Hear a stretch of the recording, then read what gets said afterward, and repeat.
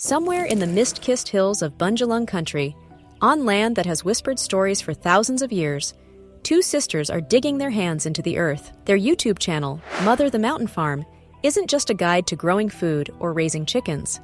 It's an invitation into a life stitched together by grief, healing, and the quiet rebellion of choosing to care. This is not a fairy tale. There are no perfectly curated mason jars or sunsets that always glow golden. Instead, there's mud on their boots, sweat on their brows, and a truth that hums through every frame.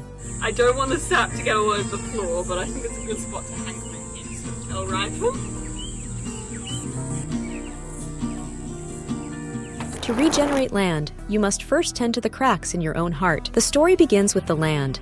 Ancient, resilient, and scarred, Bungong country, stewarded for millennia by the Arakwal and Vanderbyl peoples, is a place where rainforests claw skyward and volcanic soil holds memories older than colonialism. When the sisters arrived here, the earth was exhausted. Decades of conventional farming had stripped it raw, leaving behind fields that felt more like graveyards than gardens. But beneath the neglect, the land remembered. It remembered indigenous firestick farming, the cyclical burns that coaxed life from ash. It remembered root systems that fed communities, not markets. The sisters, though outsiders, chose to listen. Their early videos don't hide the messiness of that reclamation. Viewers watch them hack through invasive lantana, hands blistered and laughter mingling with the screech of cockatoos. They see the moment a crumbling shed, a relic of the farm's industrial past, is reborn as an art studio. Its walls washed in sunlight and hung with pressed botanicals. We got this beautiful cupboard from a garage sale today and it's amazing. It's hand painted and it's Indian and it's just so gorgeous. This isn't a makeover, it's a dialogue. We're not here to conquer, the elder sister murmurs in one clip, brushing dirt from a native macadamia sapling. We're here to apologize. To understand the sisters, you must first understand what binds them.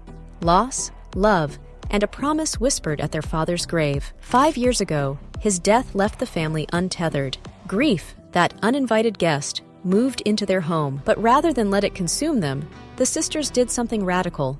They planted it. Literally, they stayed on the farm to support their mother, trading corporate careers and city apartments for a life of compost piles and rainwater tanks. The elder sister, once a fashion designer stitching hems for runway models, now stitches together ecosystems. Her hands, once fluent in the language of silk and sequins, speak a new vernacular. Calluses from shovel handles, dirt crammed under fingernails, the gentle press of seeds into soil. The pandemic didn't just bring her home, it cracked her open. I used to create beauty for others to wear, she reflects in a video. Then I'm sewing together the back seam, leaving a spot for a zipper later. Her voice soft as she spins wool from their sheep. Now, I grow beauty that feeds us. The younger sister's journey is etched with a different kind of courage. Diagnosed with myalgic encephalomyelitis, she once believed her body had nothing left to give. Chronic fatigue is a thief. It stole her stamina, her plans, her certainty. But the farm offered a rhythm that hospitals and hustle culture couldn't. Here, rest isn't laziness, it's part of the work. On days when her legs buckle, she sits in the shade, sorting seeds or sketching permaculture designs. The land doesn't judge my limits, she says, her voice steady even as her hands tremble. It teaches me how to bend. Watch their videos and you'll notice a pattern. Every act of farming is an act of reciprocity. When they plant a tree, it's not just for fruit. It's for the koalas that once vanished from these hills. When they build a chicken coop, the design includes wild corners where snakes can nest and lizards sunbathe. Even their failures are sacred. A rotted tomato crop becomes a lesson in fungal networks. A collapsed fence transforms into a workshop on biodegradable materials. Their philosophy blooms from indigenous wisdom, though they're careful never to claim it as their own. In a poignant video titled, "What the Rainforest Taught Me," the elder sister walks alongside an Arakwal elder, learning how to read the land's scars. "See these grooves in the soil?" the elder says, pointing to serpentine patterns. "That's the echidna's work. They till the earth better than any tractor." The sisters don't preach. They pass the microphone, but their true innovation lies in merging disability justice with ecology. The chronic fatigue syndrome forces the younger sister to farm in bursts. 20 minutes of planting, then an hour of rest. What seems like a limitation becomes a blueprint. Raised garden beds rise to meet her hands. Pathways widen for wheelchair access. Sustainability isn't just about the earth, she says. leaning against a gnarled fig tree. It's about making room for all bodies to thrive.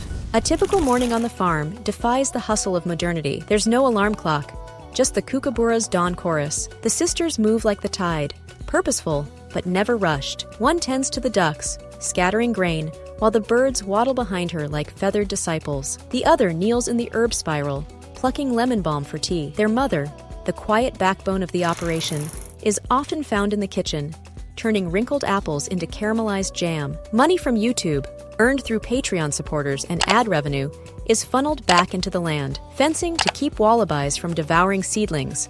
Organic feed for the chickens. Thousands of native trees ordered from a local nursery, their roots bundled in hessian like sleeping infants. The sisters joke that they're profit-proof, but the truth is deeper.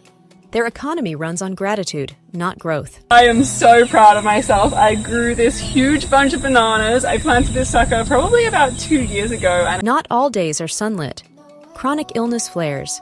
Bushfires rage.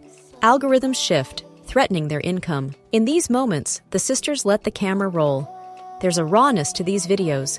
A shaky shot of the younger sister crying in the greenhouse after a sleepless night. The elder sister's voice breaking as she surveys a storm-flattened garden.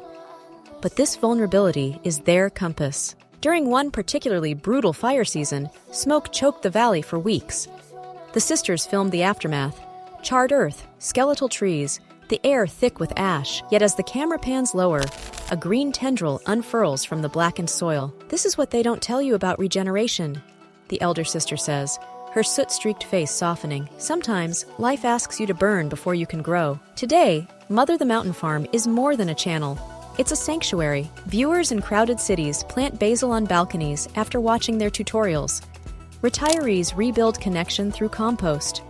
A mother in Mexico writes that her daughter, newly diagnosed with ME/CFS, finally feels hope. The sisters, Julia and Anastasia, never set out to be heroes.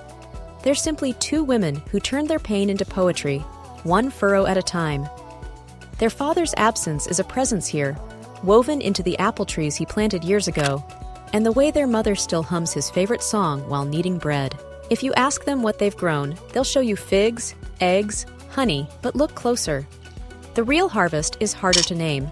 A community learning to mend broken soil and broken spirits. A younger generation demanding systems that nourish instead of deplete. A pair of sisters who found their way home by getting lost in the trees. As the camera fades on their latest video, Anastasia rests her head on Julia's shoulder. The rainforest hums around them, cicadas chanting an ancient hymn. "We're not saving the land," Julia whispers, her hand brushing a fern still glistening from the rain. "It's saving us."